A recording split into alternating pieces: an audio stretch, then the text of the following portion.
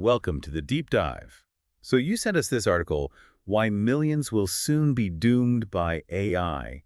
And yeah, we've been digging into it. It's quite something. It really is. It's from Christian over at Wisdom Warriors, kind of building on a video by Joe Bachi, I think. That's right.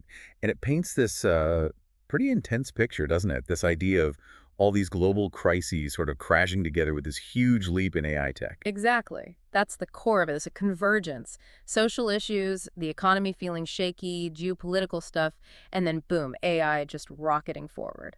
And the article argues this isn't just another change, it's like a fundamental turning point. Opportunity, sure, but also some serious risks. They talk about a singularity. Yeah, potential existential risks even. And what's Yeah, interesting for us here is we're looking at an article that's already digesting a video, so there are layers to it. definitely. So our mission, as always, is to pull out the key takeaways for you from this piece, focusing on what it says about, well, the future AI might be building. And there are some surprising bits in there, like the whole economic formula changing and this mention of spirit, which is different. Yeah, and these two possible paths society might go down. Okay, so let's get into it. First up, these converging crises the article lays out. What are they specifically pointing to? Well, they list a few big ones. They talk about social collapse, and the example they give is the dating market deteriorating, which is quite a specific point. Okay. What? Then there's economic fragility, just this general sense things aren't stable, geopolitical tensions, obviously, that's hard to miss. And then the big one, the technological explosion, specifically AI.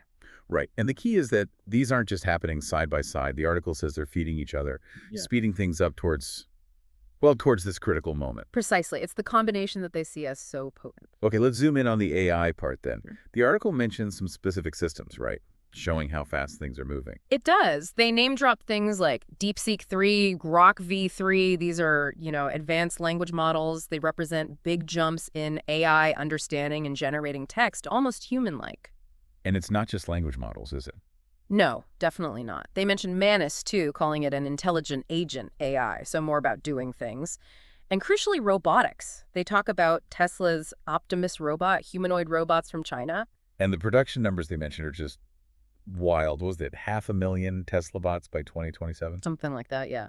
And then potentially billions, like 2.5 billion humanoid robots globally by 2040. Yeah. It's ambitious is an understatement. It really is hard to grasp. And this leads to a really bold claim in the article about AGI, artificial general intelligence. They're not saying it's coming. They're saying, They're basically saying it's already here, or at least the beginnings of it are undeniably present. wow. Okay, what's the evidence they offer for that?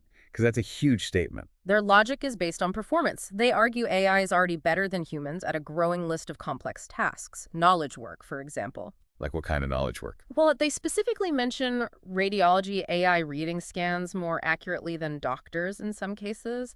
Also, lots of admin tasks, marketing functions, stuff that requires, intelligence. Okay, so if AI can do those things, Then the implication, according to the article, is that pretty much any job could be at risk.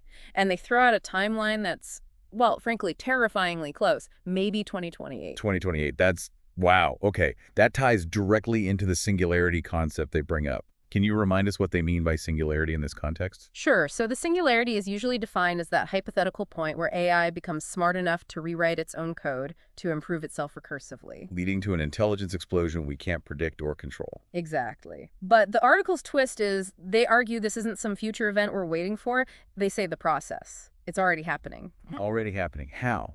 What makes them say that? They point to current AI systems. Apparently, some are already showing signs of self-improvement.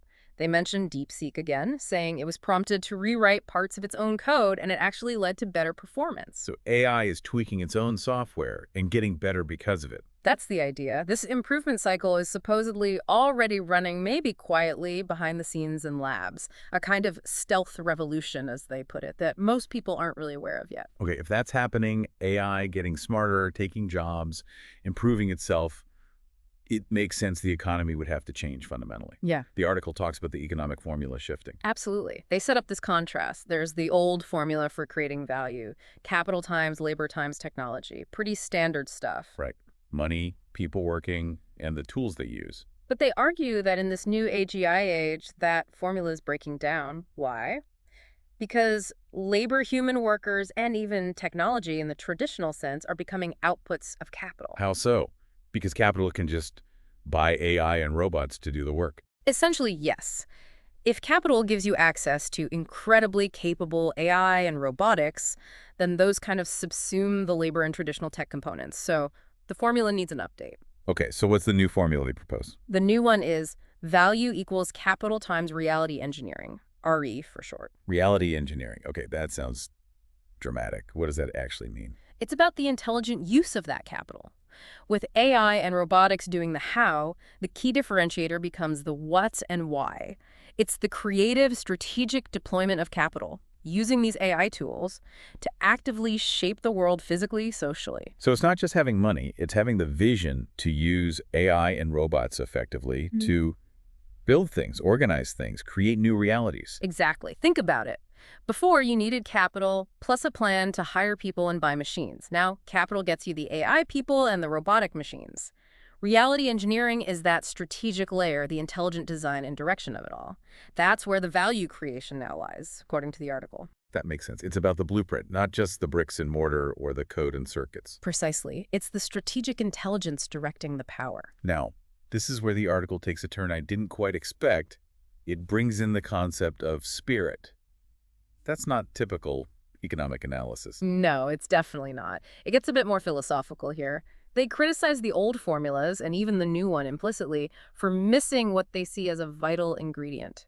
Spirit, like a metaphysical force almost. The metaphysical force driving economies, what kind of spirit are they talking about? They focus mainly on what they call the Western spirit. They define it as this drive for exploration, innovation, pushing boundaries, that sort of outward-looking, striving quality. Okay, like the spirit of the Renaissance or the Enlightenment, maybe? Kind of, yeah, that energy. But their argument is that this spirit, well, it's faded. They suggest the West has lost some of that drive, leading to spiritual emptiness, people feeling disconnected, maybe too focused on just stuff, materialism. And then contrast this with other places. Yeah, they mention China, suggesting maybe other civilizations have different kinds of unifying spirit or cultural drive that the West is currently lacking. They see this spirit deficit as a potential weakness in navigating the changes AI brings. It's a really interesting point that our underlying culture, our collective sense of purpose, could be critical in how we handle or are handled by AI. Right, it's not just about the tech specs, it's about the human context. And that leads perfectly into the final big piece. The two paths society might take as AI takes over more and more jobs. What are the options they lay out? They paint two very different pictures. Path one is basically comfort and distraction. Think VR worlds, AI companions filling social gaps, lots of consumerism to keep people occupied and maybe passive. Okay, this sort of bread and circuses model, but with AI. Kind of, yeah. The second path is what they call reality engineering and cultural rebirth. This is the active path. People building new kinds of communities, finding new purposes, consciously blending that spirit we talked about with how they use capital and AI. So escapism versus active creation. That's a good way to put it. And the article clearly favors the second path. They stress how important it is to actively rebuild communities, find meaning outside of just consuming, and keep human creativity central, even as AI evolves. What do they see as the risks if we mostly go down path one, the comfort path? They warn it could lead to a serious loss of identity, both for individuals and society. A loss of purpose, a feeling of not belonging, even if basic material needs are met by AI and automation. So a kind of comfortable emptiness. Yeah, a society that's maybe materially rich, but culturally and spiritually poor, passive, maybe less resilient. It's a pretty stark warning. Okay, so bringing this all together, why does this matter to someone listening right now? This isn't just tech talk. The article is painting a picture of fundamental change. Exactly. They're arguing this is the start of a whole new world order, really. The rules are changing. So understanding these potential new rules, this concept of reality engineering, is crucial. And it's not just about understanding, it's about doing. Well, yeah, they emphasize the need to rebuild that cultural, maybe spiritual foundation to guide how we use AI. So it serves human values, not the other way around. The ultimate message seems to be that power in this coming age belongs to those who actively shape reality.